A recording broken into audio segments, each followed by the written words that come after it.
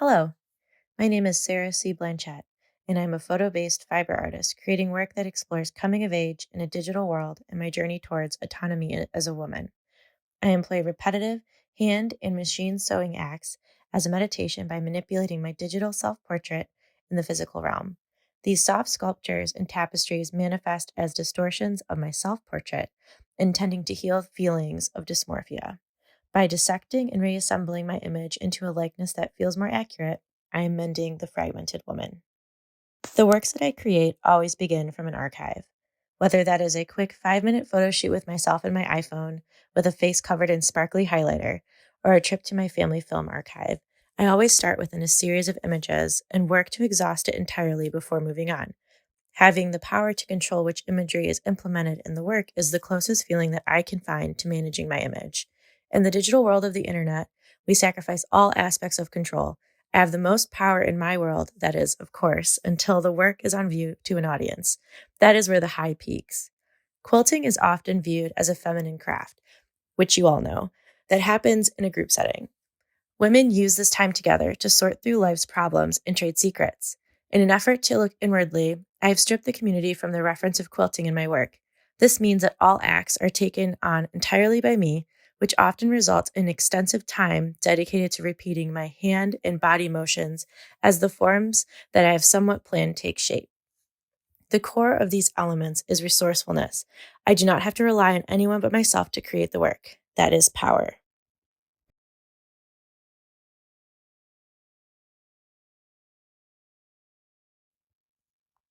Processing trauma is difficult. Having your hands on fabric that is plush and vibrant is calming. There are moments in this act that leave space for reconfiguring misconceptions about the self that form in response to trauma. This appears literally in the cutting of the fabric and in the joining of those pieces. My reforming occurs naturally and at its own pace, which is how healing often flows. I hope that the process exhibited in the work communicates a healthy method that women can use when working to overcome the challenges they face. As a sort of journaling, it feels good to get the anger out while on this journey towards mending. I live alongside the fragmented woman. Her origin is perhaps not a rare one. As a preteen, I formed my IRL in real life identity alongside my online persona. For a while, these two girls grew parallel to one another. When the IRL girl started changing physically and becoming unhappy with her body, the online persona was able to hold on to that youthful body and image that she started with. It was then that the fragmented woman started to form. The work that I create is a repeated exercise of trying to bring these two women together to establish a new common ground. Thus far, that task has been immense. I expect that these women will someday collide again, but for now, the closest they get to each other is within the work.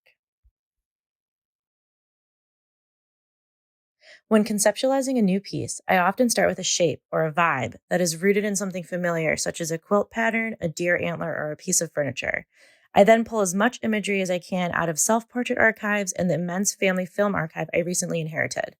The parameter for materials revolves strictly around skin-like fabric. Right now, that includes velvet, silk, and oilcloth. These pieces' shape and size depend on the visual weight it requires as a response to a harmful experience that I have had. That always starts as one perception and then transforms as the piece is created.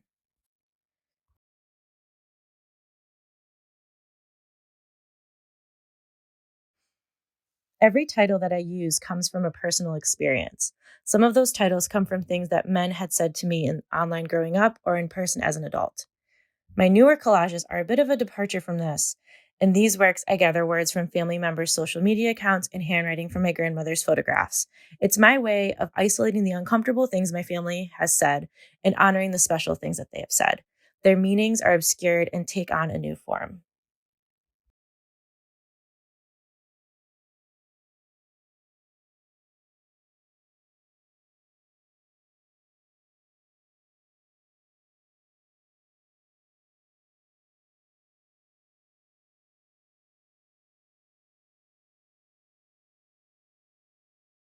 You Must Be So Embarrassed is the piece that I have the honor of having in Intersect Chicago. I'm so excited that this piece has been included in the exhibition. And some fun facts about that piece: the title is from an interaction that I had at a trivia night at a bar.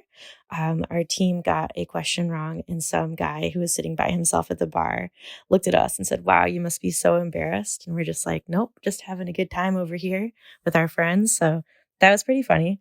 But the process of making this piece is very similar to my other hexagon pieces. As you all know, the grandmother quilt hexagon flowers are a really beautiful tradition in quilting where women or quilters come together with their hexagons to trade either individually or as flowers or different shapes. For these pieces, I actually sew these all by hand myself, but I sew them in strips. And so I go by column, and when I'm cutting up the fabric, I have to be super careful because this all comes from one fabric print. I have to be super careful not to mix up the pieces. And so I have a coding system on the back of each hexagon, which they're all mounted to like a felt. I have a coding system on the back that helps me to keep track. But if I do mess up and one does get flipped around or moved, I don't move it because that's part of the piece. And it is also another way that I kind of work in that glitch factor that I talk about in my work.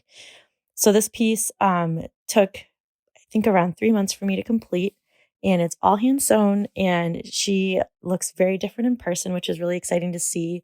And she changes shape as you move around her, as my other pieces like this one, they all do.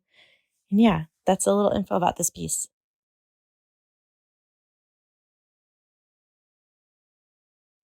I have had the absolute honor to have been included in some incredible group shows this year. As we scroll through these slides, most containing documentation from my solo exhibition called Basement Babe at 934 Gallery in Columbus, Ohio, that took place this summer, I want to ask you some questions. This pandemic has been difficult for all of us in many ways. I don't need to name these ways because we already know, but I am curious. How did you adapt your practice to the challenges of the pandemic? Did you branch out online looking for a community? Did you downsize and start using other materials? Did you take some time to reformat your website or business side of your practice? Did you take a step back and focus on your health and peace? We all took different routes towards feeling okay as possible during this difficult time. One thing I do know is that SAQA has brought me so much joy and inspiration. I may not have been active very much online in the community, but I'm always listening and looking out. I'm so grateful to be part of such a supportive community. And that is the true mission of a quilter, right?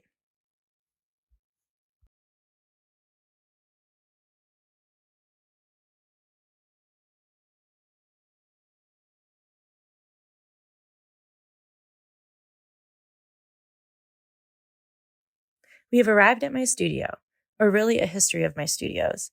The studio is so important to me. She has taken many forms over the last 6 years, but she's always been mine and has protected both my heart and my work, and I'm so grateful for her. Whether with natural light, the hum of an industrial building in Detroit, or the warmth of my basement at home, I'm always excited to settle into a space. As I'm sure you can agree, surroundings affect your work, whether that is in regard to how you operate in the space or the colors and atmosphere to take from your studio that you put into your work. The studio is in your work. As I explored my exhibition, Basement Babe, the solitude and privacy offered by the basement and space in general gives me the privacy to explore and create without pressures, which has become a little muddled since sharing the production side of my practice on social media has become a bit of a fun activity. Nonetheless, the studio is mine and only mine, whether that is a simple table in a room in my home or a room in a shared workspace. The studio is an extension of myself. Within the next 2 weeks, my husband and I will be moving into our first house. I am so excited to begin building out my new basement studio and converting my space at Talking Dolls into a showroom for my work. Are you ever in Detroit? I'd love to have a studio visit with you. Or if you're ever interested in a Zoom chat, I'm here for that too. Although I'm not here in person today, but I'm also on Zoom other times. And I would love to talk to you.